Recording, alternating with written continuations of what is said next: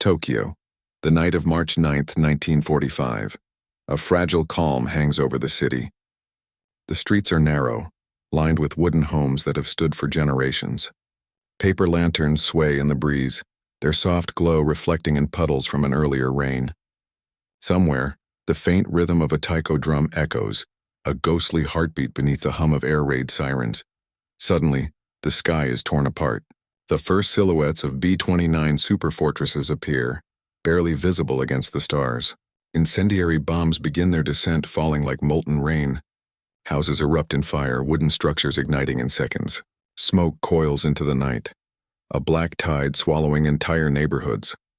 On the ground, soldiers of the Imperial Japanese Army stare in disbelief. Tears stream down the faces of men trained for battle, hardened by years of war as they witness their cities, their families' homes being consumed by fire. Civilians scream. Children cry. The night sky glows orange and red, an inferno of unimaginable scale. In this moment, the war reaches a new, horrifying height. The very soul of Japan burns. The question looms, how did it come to this? By 1944, the world had become a map of devastation. Japan, driven by imperial ambition and a desire for resource security, had spread its influence across East and Southeast Asia.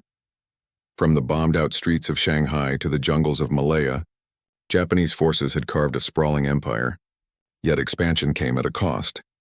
The farther they extended, the thinner their supply lines became, and the more determined their adversaries grew.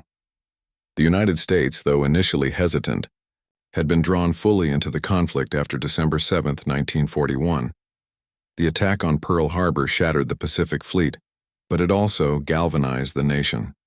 From California shipyards to Midwestern factories, an industrial war machine began churning at an unprecedented pace. American planners quickly recognized that defeating Japan would require more than island hopping and naval supremacy. It would require striking at the heart of the Japanese homeland itself. By late 1944, Japan's cities had become hubs of both industry and culture. Tokyo, Osaka, and Nagoya were not only administrative and military centers, they were densely packed with wooden housing, narrow streets, and sprawling civilian populations. Factories producing aircraft engines, ammunition, and military vehicles were interspersed with residential neighborhoods. This urban design, combined with primitive firefighting infrastructure, made Japan uniquely vulnerable to incendiary attacks. The Japanese military, stretched across thousands of miles, faced a growing crisis. Supplies were scarce, oil and metals were rationed, and morale was fraying. Soldiers trained for precision and honor now found themselves defending cities against an enemy with unmatched industrial and technological power. The civilian population, meanwhile, endured shortages of food, medicine, and shelter, their daily lives shadowed by the threat of air raids. Allied strategists had observed the war in Europe with interest. The devastating effects of area bombing in Germany, Hamburg, Dresden offered a grim precedent. In the Pacific, though the distances were greater and the logistics more complex, the principle was the same: destroy the enemy's capacity to fight and break their will to resist.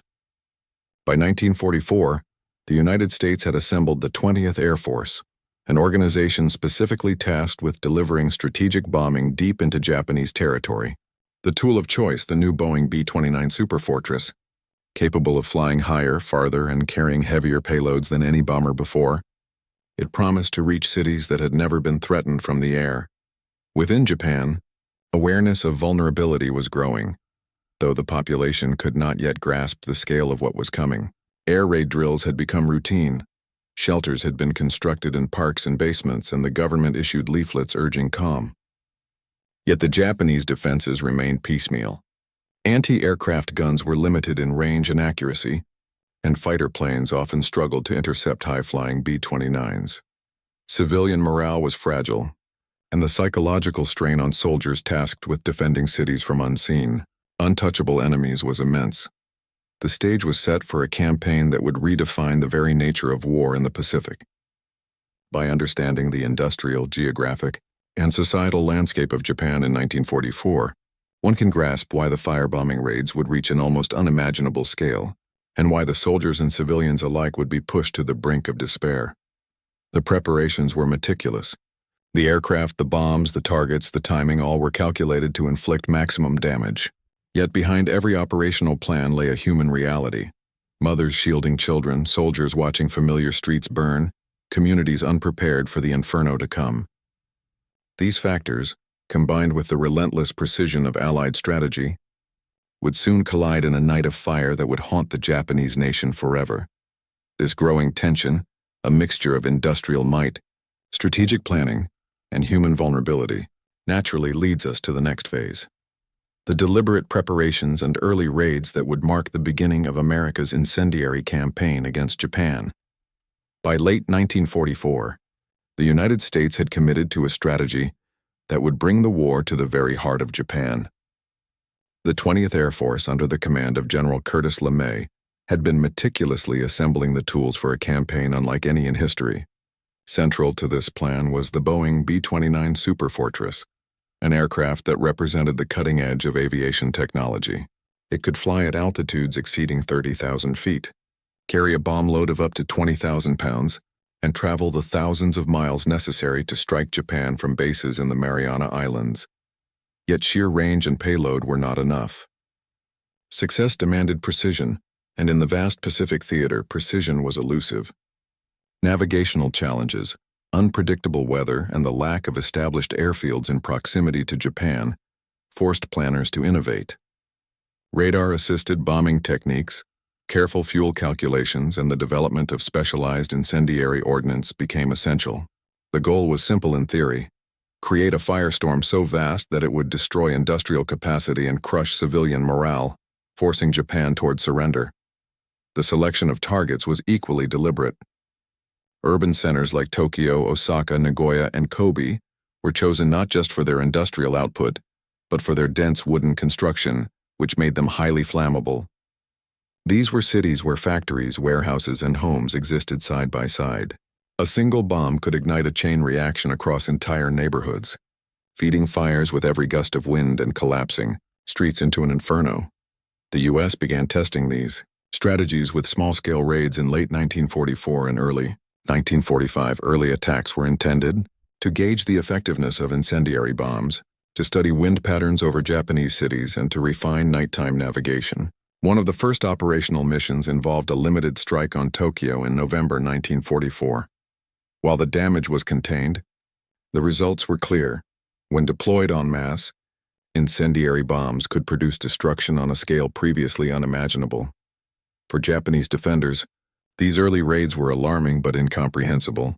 Anti-aircraft artillery struggled to reach the high-flying B-29s, and fighter planes, though brave, were often outmatched by the altitude and speed of the bombers. Air raid alarms became routine, but the sense of safety they offered was illusory. Cities were filled with temporary shelters, sandbagged buildings, and firewatch volunteers. Yet no amount of preparation could fully mitigate the threat. Inside Japan, the human element of these preparations was stark. Soldiers assigned to air defense watched the skies with a mixture of fear and helplessness. Civilians who had grown accustomed to the disruptions of wartime life rationing, curfews, and minor air raids were only beginning to sense the scale of what might come. The government urged calm, insisting that homes could be protected with simple measures. But these reassurances fell short against an enemy capable of delivering thousands of incendiary devices with precision from the air. Meanwhile, in the Mariana Islands, the U.S. crews prepared obsessively. Training flights simulated the distances and altitudes required. Crews practiced night navigation over open water, and incendiary bombs were carefully packed to ensure maximum effectiveness. LeMay, known for his meticulous attention to detail and his ruthless efficiency, emphasized speed, surprise, and overwhelming force. Each mission was a calculated step toward breaking Japan's capacity and will to continue the war. The stage was set for a collision of strategy, technology, and human endurance. The early raids hinted at the magnitude of destruction to come, but they were only a prelude. By the spring of 1945, the campaign would escalate into a series of firebombing operations that would engulf entire cities, transform the very nature of warfare in the Pacific, and bring soldiers and civilians alike to the edge of despair. From these early preparations and limited attacks, one can trace the path that would lead to the cataclysmic nights of March 1945. The decisions, technologies, and human efforts that had quietly been aligning were now ready to converge, shaping a moment that would redefine the boundaries of modern warfare. Human and civilian angle. The night skies above Tokyo, Osaka, and Nagoya were filled with the whine of distant engines, a sound that would soon become synonymous with terror. Civilians had long grown accustomed to the distant drumming of anti-aircraft fire and the warning sirens that sliced through the night, but nothing could prepare them for the scale of the firebombing raids. Families huddled in cramped shelters, children clinging to mothers' arms as the city around them burned. Wooden houses lined with paper interiors ignited in seconds. Streets melted into rivers of flame, and familiar neighborhoods disappeared under clouds of smoke. Soldiers stationed in these cities, trained for combat and hardened by years of conflict, were not spared the horror. Men who had faced enemy bullets and bayonets now stood powerless, watching the cities they swore to defend disintegrate in a maelstrom of fire. Eyewitness accounts describe a surreal orange glow rising into the night, lighting the faces of the terrified and the desperate. Crying mothers, shouting children, and the frantic attempts to rescue neighbors became routine. Some civilians attempted to flee, only to be trapped by burning buildings, collapsing streets, and the suffocating heat of firestorms. For many, the psychological impact eclipsed the physical. Soldiers wept openly, not for their lives, but for the destruction of a homeland that had seemed invulnerable, a civilization reduced to ash in a single night. This human suffering, intense and immediate, was both a target and a consequence of the strategy. The firebombing was designed to break industrial capacity, but it was also designed to break the will of a nation. Tactical and military angle. From the operational side, the firebombing campaign was a masterclass in logistical and tactical planning. General Curtis LeMay, tasked with executing the strategy, understood the limitations of high-altitude precision bombing over Japan's cloudy skies. To overcome this, he shifted tactics. Low-altitude night raids using incendiary bombs, exploiting Japan's flammable urban construction, and maximizing psychological impact. B-29. Super fortresses flew in tight formations, relying on navigational charts, radar markers, and coordinated timing to strike en masse. Crews calculated fuel loads to the ounce, plotted approach paths to avoid Japanese air defenses, and rehearsed synchronized bombing patterns. Each raid was meticulously planned to ignite firestorms. Winds generated by the heat of thousands of simultaneous fires would spread flames uncontrollably. Overwhelming firefighting efforts. Japanese defenders were caught in a desperate race against a superior enemy. Anti-aircraft batteries, though numerous, were often ineffective against high-speed formations. Fighter intercepts required daylight or radar visibility, and the Japanese Air Force was stretched thin, defending multiple fronts across the Pacific. Soldiers stationed in urban defense units faced the impossible, protecting civilians and infrastructure while under constant aerial threat. The tactical outcome was chillingly effective. Cities could be virtually erased in a single night. Streets, industrial zones, and residential areas were engulfed together. The calculated ruthlessness of this approach demonstrated a grim evolution in modern warfare, total war, where civilian centers became legitimate targets in pursuit of military victory. Technological angle. The technological foundation of the firebombing campaign was the Boeing B-29 Superfortress, a marvel of wartime engineering. Designed to fly higher and farther than any bomber before it, the B-29 could carry a payload sufficient to level entire neighborhoods. Its pressurized cabins allowed crews to operate comfortably at altitudes exceeding 30,000 feet, and its defensive armaments offered unprecedented coverage against enemy fighters. But it was not just the aircraft that defined the campaign. It was the bombs themselves. Incendiary devices, often made of magnesium and thermite composites, were designed to ignite upon impact and burn at temperatures that wooden structures could not withstand. Clustered together in thousands, these bombs created chain reactions across densely packed neighborhoods. The result, firestorms, where wind generated by the heat of the flames could topple walls, lift roofs, and engulf entire districts in seconds. Navigation and targeting technologies further amplified the impact.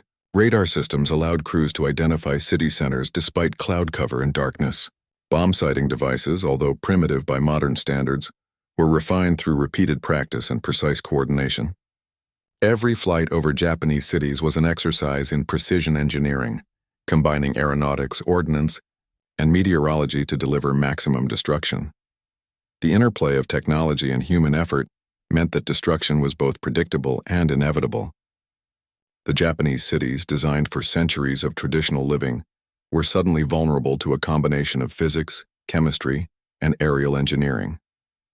In these raids, technology was not abstract, it was tangible, visible in the flames rising above every city, and in the soldiers' stunned realization of what modern war could unleash. Leadership angle. At the heart of the firebombing campaign was General Curtis LeMay, a man whose vision and ruthlessness would define the final months of the Pacific War.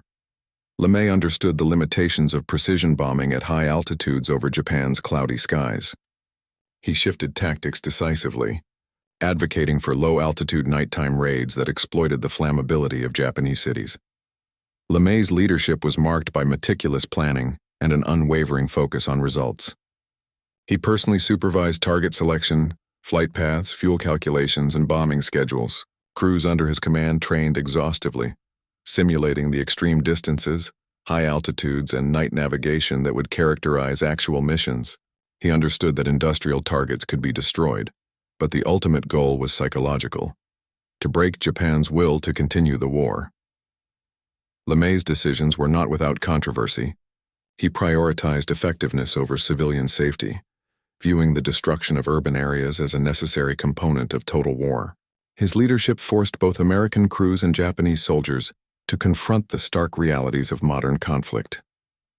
For those on the ground in Japan, the consequences of his strategy were immediate, devastating, and deeply human. Enemy and moral angle for Japanese leaders. The firebombing presented an ethical and strategic crisis. Cities were not just population centers, they were cultural symbols, repositories of history and hubs of daily life. Yet these very centers had become battlegrounds in a war fought thousands of miles away. Civilian suffering was enormous, and soldiers grappled with the moral weight of defending their homeland against an enemy that targeted ordinary people. Japanese military command faced limited options. Anti-aircraft guns could not reliably reach high-flying B-29s. Fighter planes were deployed across multiple fronts. Evacuation plans were inadequate. The moral dilemma was profound: defend the cities and risk annihilation of non-combatants, or withdraw and abandon homes, workplaces, and families. This tension would shape both strategy and civilian perception, embedding a sense of futility and dread as raids escalated. Meanwhile, American planners were acutely aware of the moral implications of targeting civilian populations. But in the calculus of total war, the decision was framed as a means to an end: to shorten the conflict, save lives in the long term, and force surrender. The result was a clash of ethics, one that left soldiers and civilians alike bearing the emotional burden of strategic choice. Psychological and cultural angle. The psychological impact of firebombing on Japanese society was immediate and profound. Soldiers stationed in cities watched familiar streets and neighborhoods burn, witnessing destruction on a scale that challenged comprehension. Many wept openly, not for their own survival, but for the homeland itself. Civilians experienced trauma that would last for decades, as entire communities were displaced and countless lives were lost. Cultural symbols were not spared. Wooden temples, shrines, and historic districts burned alongside factories and homes. The urban landscape, shaped over centuries, was suddenly rendered unrecognizable. This destruction struck at the heart of Japanese identity, intertwining the physical loss of property with the emotional and spiritual devastation of a nation under siege.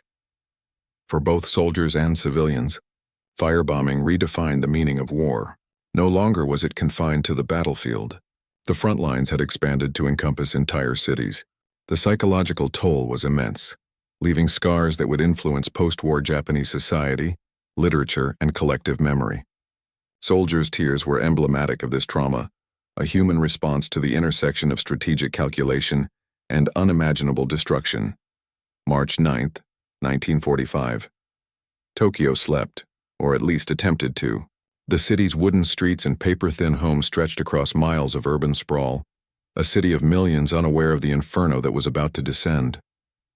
The night sky was clear, a fragile veil of stars over a metropolis unprepared for what was coming. At 11:08 p.m., the first wave of B-29 superfortresses crossed the horizon from bases in the Mariana Islands. Each plane carried a carefully calculated load of incendiary bombs, M69s, small cylinders filled with jellied gasoline, designed to ignite and spread uncontrollably. Crews followed meticulously planned flight paths, their navigation aided by radar markers and pre-briefed coordinates. The mission was Operation Meeting House, and its goal was both tactical and psychological: destroy the industrial and residential heart of Tokyo and break the will of the Japanese people. Bombs began falling in synchronized waves. Fires erupted almost instantly. Wooden houses, traditional tea shops, and narrow residential lanes became kindling. The heat generated by the fires created winds that surged through the streets, fanning flames into areas that had not yet been touched. Within hours, vast neighborhoods were engulfed in fire. Streets became rivers of molten debris, and the cries of civilians filled the night. Soldiers stationed in the city watched with horror. Men trained for combat, accustomed to facing enemy troops, were powerless against this new form of warfare. Many wept openly, shielding children or attempting to rescue neighbors trapped in burning buildings. For some, the psychological shock was immediate. Entire blocks of familiar streets disappeared under a red-orange sky, leaving only ash and smoke in their place. The physical scale of the destruction was staggering. The 16-square-mile area targeted in Tokyo included densely packed residential neighborhoods, factories, warehouses, and vital infrastructure. Within a single night, over 100,000 people were killed, and nearly 1 million homes were destroyed. Firestorms, an almost unimaginable phenomenon, consumed entire districts in minutes. The city became a landscape of surreal horror: towers of flame, streets hollowed out, and clouds of black smoke blotting the stars. Japanese anti-aircraft batteries were ineffective. Fighter intercepts, though courageous, could not reach the altitude of the bombers. The city's firefighters, trained to respond to small-scale fires, found themselves overwhelmed. Water systems failed, hoses melted, and volunteer brigades were consumed along with the buildings they tried to save. The operational plan had worked flawlessly. The human cost was horrifying. The strategic precision of the U.S. campaign was matched by its calculated ruthlessness. Every bomb had been designed, every drop rehearsed, to maximize the creation of firestorms. The B-29 crews, trained to execute their mission with mechanical efficiency, could scarcely comprehend the devastation they had wrought. But for those on the ground, the civilians, the soldiers, the displaced, the scale of destruction was unmistakable, immediate, and absolute. By the early hours of March 10th, Tokyo was unrecognizable. Flames continued to rage across entire districts, wind-driven firestorms leaping from street to street. Smoke rose in towering columns, visible for miles, a stark beacon of the city's collapse. Soldiers moved through the streets, attempting to rescue survivors, their faces illuminated by the glow of a city in flames. This raid marked a turning point. It demonstrated that Japan's urban centers were vulnerable not just to isolated attacks, but to total devastation in a single night.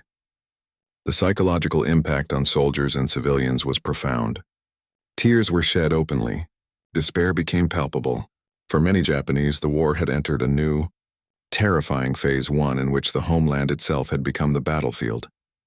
Operation Meeting House would be followed by subsequent raids on Osaka, Nagoya, Kobe, and other major cities, but the firestorm over Tokyo set the precedent. It revealed the destructive potential of strategic incendiary bombing, and it forced both Japanese military planners and civilians to confront a harsh new reality.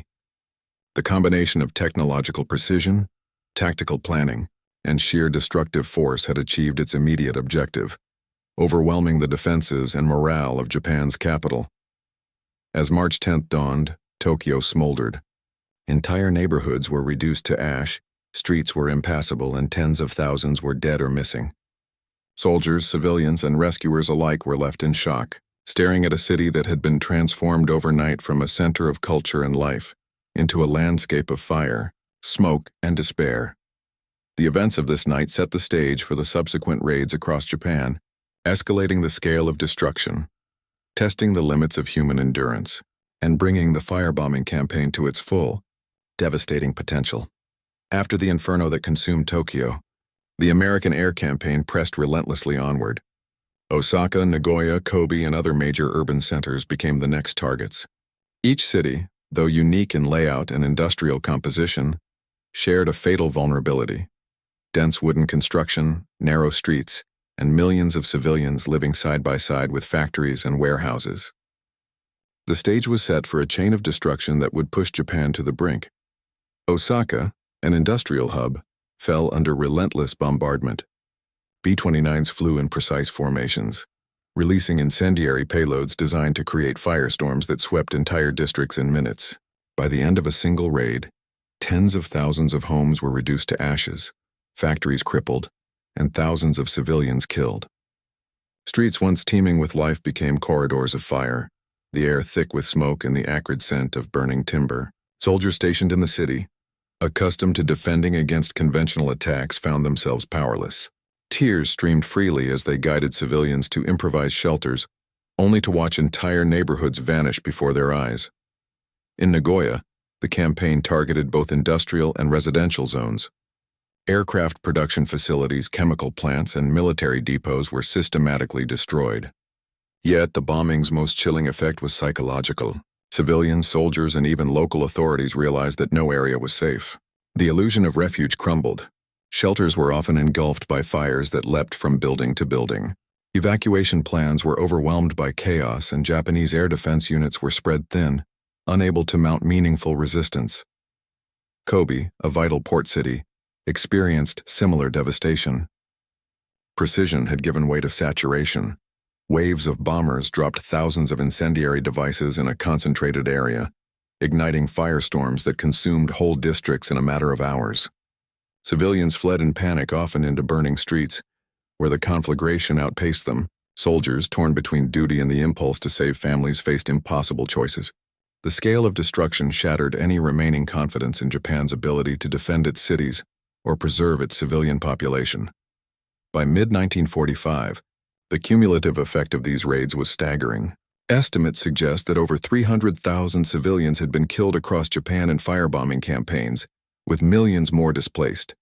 Entire urban districts had been leveled, industrial output had plummeted, and the nation's capacity to sustain a conventional defense was severely compromised. Firestorms had become a weapon not only of destruction, but of psychological dominance, demonstrating the futility of resistance in the face of overwhelming technological and logistical superiority. The impact on Japanese military strategy was immediate and profound. Commanders faced a stark choice: continue defending cities at the cost of civilians and infrastructure, or retreat and risk further humiliation.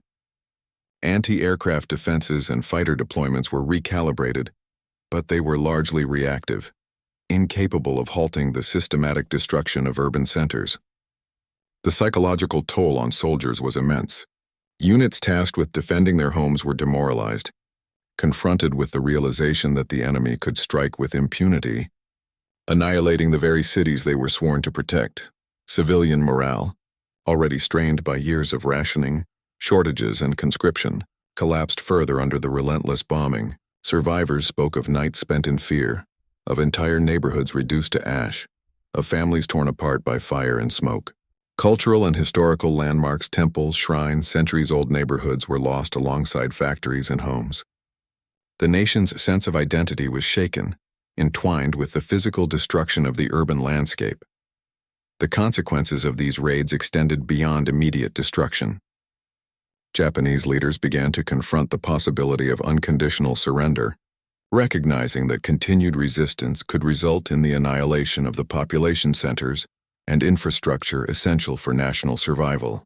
Discussions regarding defensive strategy shifted from offensive operations to survival and preservation, with an increasing focus on potential peace negotiations or catastrophic alternatives, such as atomic weapon deployment.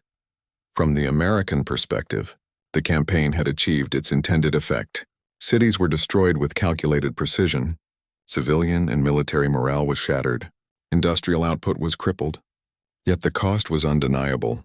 The human suffering was immense, and the moral implications of targeting entire civilian populations would echo long after the war ended. By the summer of 1945, Japan's urban centers had been transformed. Tokyo, Osaka, Nagoya, and Kobe, once thriving metropolises, were now landscapes of ruin, smoke, and scorched earth. Soldiers, civilians, and military leaders alike were forced to confront the enormity of destruction. The firebombing campaign had not only reshaped the physical map of Japan, but had also irrevocably altered the psychological and strategic dimensions of the war. The escalation of destruction marked a definitive turning point in the Pacific War. It set the stage for the ultimate decision that would end the conflict, the use of atomic bombs on Hiroshima and Nagasaki, and underscored the devastating efficacy of air power when combined with strategic planning and technological superiority. In this context, the firebombing of Japan was both a prelude and a climax, a series of calculated infernos that reshaped a nation and forced the world to confront the unprecedented scale of modern warfare. As the smoke cleared from Japan's cities, the consequences became visible not just in charred landscapes, but in the shattered lives of soldiers, civilians, and survivors. The devastation demanded reflection on the cost of war, the limits of strategy, and the resilience of humanity in the face of unimaginable destruction. The dawn after each firebombing raid revealed landscapes that seemed almost apocalyptic. Tokyo, Osaka, Nagoya, Kobe, cities that had thrived for centuries, were reduced to ash and ruin. Streets once bustling with commerce were unrecognizable. Homes, schools, hospitals, and factories had vanished beneath layers of charred debris. Smoke continued to rise from smoldering neighborhoods, mingling with the acrid stench of burned timber and metal. Casualty figures were staggering. Estimates suggest that the March 9-10 Tokyo raid alone claimed over 100,000 lives, while subsequent raids on Osaka, Nagoya, and Kobe added tens of thousands more. In total, hundreds of thousands of civilians had perished, their deaths largely instantaneous or the result of being trapped in firestorms.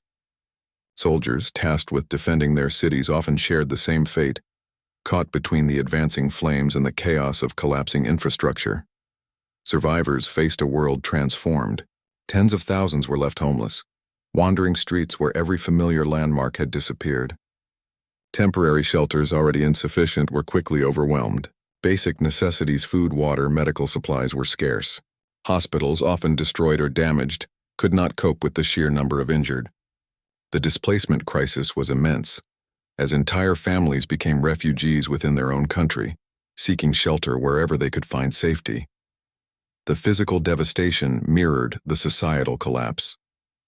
Utilities failed, water mains burst or dried up, electricity grids were downed, and transportation networks were impassable. Communications broke down, leaving cities isolated and coordination between local authorities almost impossible. Soldiers and civil defense personnel were forced into improvised roles, attempting to rescue civilians, fight fires, and maintain order amid chaos. Many perished in the process, victims of both fire and exhaustion. Eyewitness accounts provide a glimpse into the human suffering. In Tokyo, residents described streets running with fire, homes engulfed in flames before their eyes, and neighbors disappearing into smoke-filled alleys. In Osaka, soldiers recounted guiding children through burning districts, only to find entire blocks annihilated within moments. Across all targeted cities, the psychological toll was profound. Despair, shock, and helplessness became universal experiences. American military assessments confirmed the effectiveness of the campaign. 20th Air Force reports highlighted the extensive destruction of industrial facilities, the incapacitation of transportation and communication networks, and the unprecedented civilian impact. Strategically, the raids had achieved their intended objectives.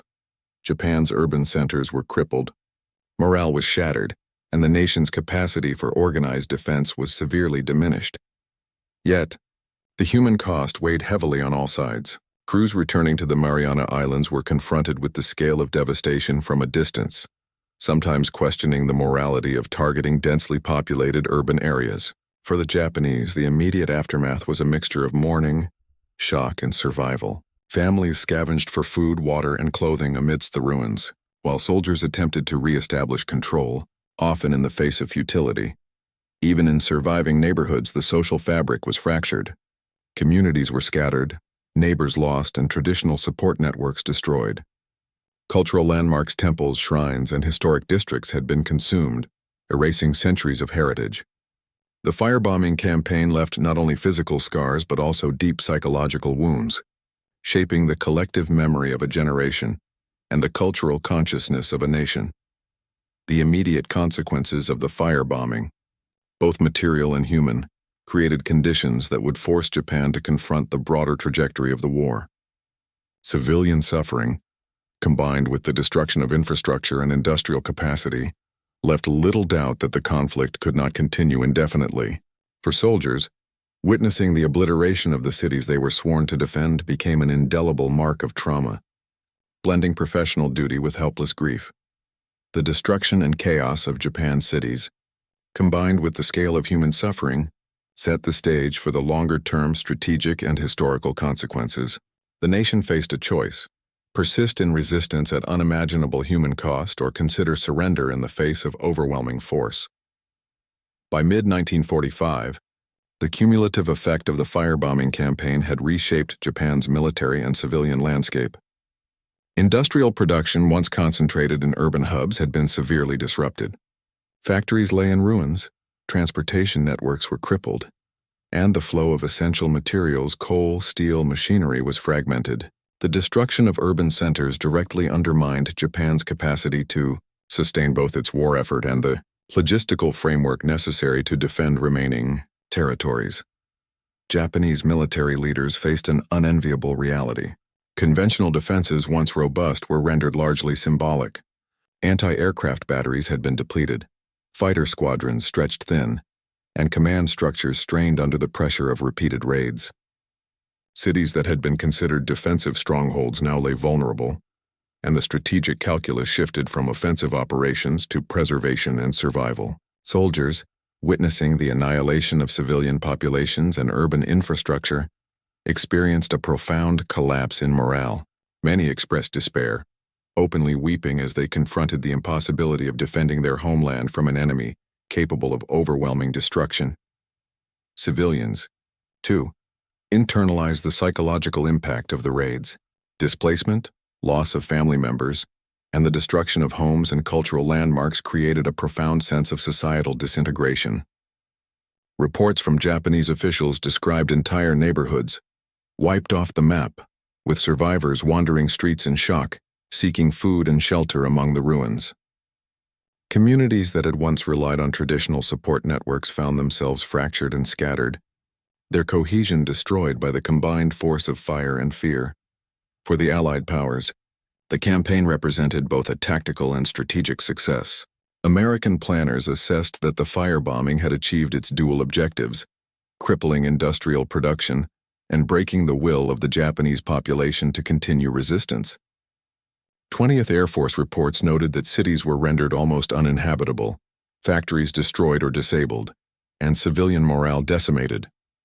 From a purely military perspective, the campaign had weakened Japan to the point that its surrender seemed increasingly likely. The firebombing campaign also had lasting historical consequences. It foreshadowed the unprecedented destructiveness of atomic warfare, demonstrating how air power, combined with technological innovation and strategic planning, could obliterate entire urban centers. Military theorists and historians later cited the Tokyo raids as a turning point in modern warfare, a grim illustration of how civilians became integral targets in the calculation of victory. Soldiers' tears, civilians' despair, and the obliteration of cities served as enduring symbols of total war and the human cost of industrialized conflict. Politically, the firebombing accelerated Japan's trajectory toward surrender. Imperial leadership, long committed to continued resistance, was confronted with undeniable evidence that their cities, population, and industrial infrastructure could no longer sustain prolonged conflict. Civilian suffering, coupled with the destruction of urban hubs, intensified internal debates over whether continued resistance was feasible or morally justifiable. These discussions ultimately influenced Japan's decision-making in the final months of the war, including the reluctant acceptance of conditions that would culminate in surrender after the atomic bombings. Even after the war, the firebombing's legacy endured in Japanese memory and historiography. Survivors recounted nights of unimaginable destruction, families lost to firestorms and the psychological scars carried for decades. Urban reconstruction, memorialization, and the study of air power's effects on civilian populations all trace their origins to these devastating raids. Scholars, military analysts, and cultural historians have since examined the campaign as both a tactical success and a moral cautionary tale, highlighting the complex interplay between strategy, technology, and human suffering. The culmination of destruction, societal disruption, and military paralysis set the stage for reflection. Soldiers' tears, the ashes of once thriving cities, and the irrevocable loss of human life demanded a broader understanding not merely of tactical outcomes, but of what such warfare meant for humanity, culture, and the evolution of modern conflict. The firebombing campaign, in its scale, precision, and psychological impact, had reshaped not only the immediate war effort, but the very way the world would perceive the costs of total war. This reflection of devastation and human resilience naturally leads into the final section, a philosophical and cinematic closure on the meaning and legacy of these infernos. The smoke has long since cleared, but its memory lingers. Japan's cities, once consumed by firestorms, slowly rose from the ashes. I'd rebuilt street by street, brick by brick. Yet the human scars remained. Soldiers who wept as they watched their homeland burn carried those nights in silence. Civilians who fled, who lost everything, passed down stories of fear, courage, and survival. The firebombing did not merely destroy cities. It etched itself into the collective memory of a nation, a permanent reminder of war's capacity to reach beyond the battlefield. The campaign also redefined the nature of modern warfare. It demonstrated how technological innovation, aircraft that could span oceans, bombs engineered to ignite entire neighborhoods, could intersect with strategy to achieve both physical and psychological dominance. It raised questions that still echo today: the morality of targeting civilian populations, the weight of military necessity versus human cost, and the limits of technological power in service of strategy. Yet amid devastation, there is a lesson in resilience. Communities rebuilt, soldiers returned to civilian life, and the nation confronted its losses with quiet determination. The flames that consumed Tokyo, Osaka, and Nagoya became part of the narrative of survival and renewal, a stark testament to human endurance in the face of overwhelming destruction. Looking back, the firebombing campaigns stand as both a historical milestone and a human story. They illustrate the terrifying effectiveness of total war, the limits of conventional defense, and the profound vulnerability of ordinary people in the machinery of global conflict. But they also reveal the emotional depth of those caught in the storm: the soldiers who wept, the civilians who fled, the families who grieved. History records the tactics, the numbers, the firestorms.